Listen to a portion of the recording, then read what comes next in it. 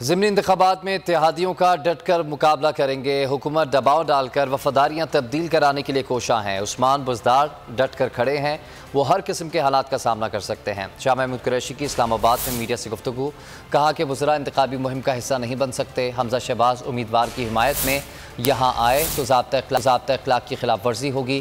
بلاول زرداری کو کوئی سیریس نہیں لیتا۔ دفتر خارجہ میں آج کل ان کی سیاسی انٹرنشپ چل رہی ہے۔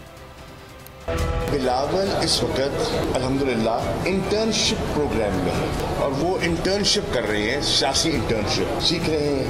دفتر خارجہ میں انٹرنشپ ہو رہی ہے، معیشت کے بارے میں ان کو سبق دیا جا رہا ہے، وہ پڑھتے ہیں، سمجھتے ہیں، کچھ سمجھ آتی ہے، کچھ نہیں آتی۔ حکومت کے اندر کلیئرٹی نہیں ہے۔ موجودہ جو اقدامات لیے ہیں مفتاح اسماعیل صاحب نے، وزیر خزانہ نے، ان کا دفاع کرنے میں وہ کترا رہے ہیں۔ ان کی اپنی صفوں کے اندر بھی کلیئرٹی نہیں ہے۔ جو ان نے پروگرام مرتب کر کے IMF کو دیا ہے، ابھی انہوں نے اس کو قبول ہی نہیں کیا۔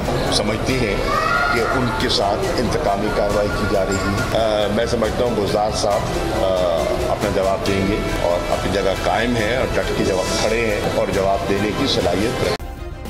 سبسکرائب کریں اور بیل دبائیں تاکہ کوئی خبر رہ نہ جائے۔